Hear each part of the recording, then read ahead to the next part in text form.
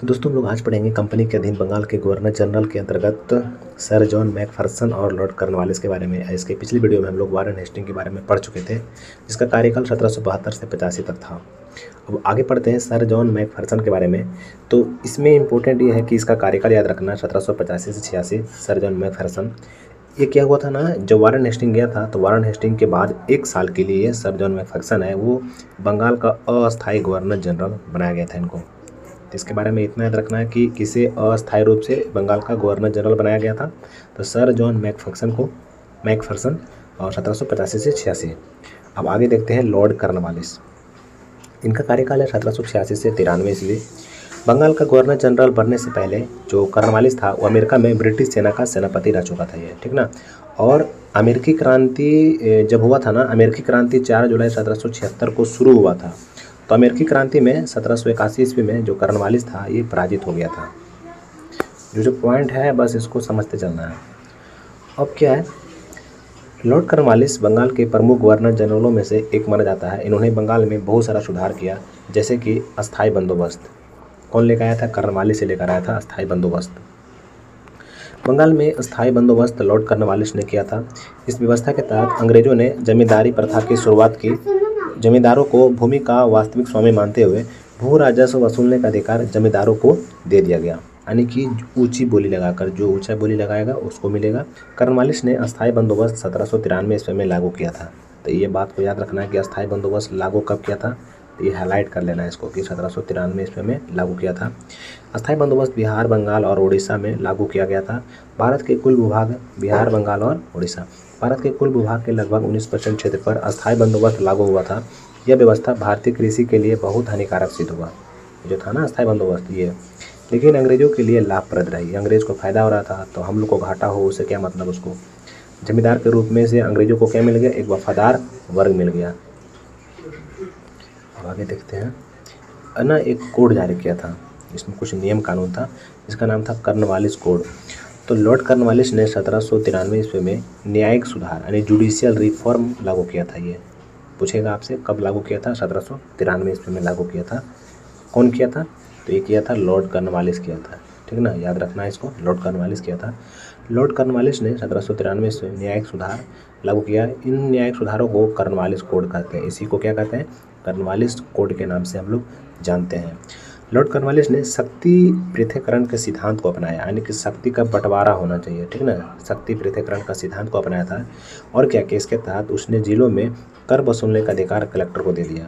कर कौन वसूलेगा? कर वसूलने का अधिकार किसको दे दिया? कलेक्टर को दे दिया। किसको दे दिया?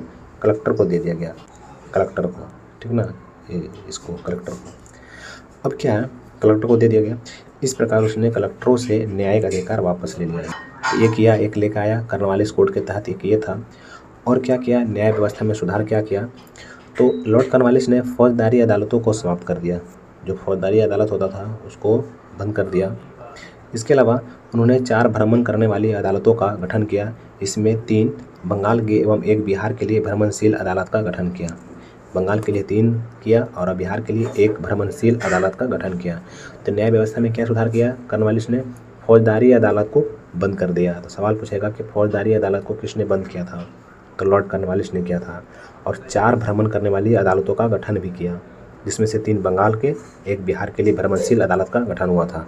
फिर पुलिस सुधार में कुछ सुधार किया, जैसे कि पुलिस सुधार में क्या सुधार हुआ? तो लॉर्ड कॉर्नवालिस ने पुलिस विभाग में सुधार करते हुए प्रत्येक जिले में एक अंग्रेज मजिस्ट्रेट दंडाधिकारी का नियुक्ति किया। ये इसमें प्रत्येक जिले में एक थाना की स्थापना की। जितना जिला होता था सबके जिला में मतलब कि एक थाना का स्थापना किया।